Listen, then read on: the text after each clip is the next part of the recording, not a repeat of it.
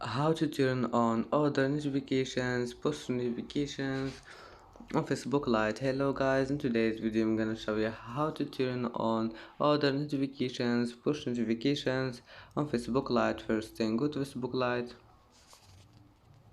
and here just click these three lines in the top corner and go down until you find settings and then notifications, and here just go down until you find the other notifications, click on it and then just turn push on.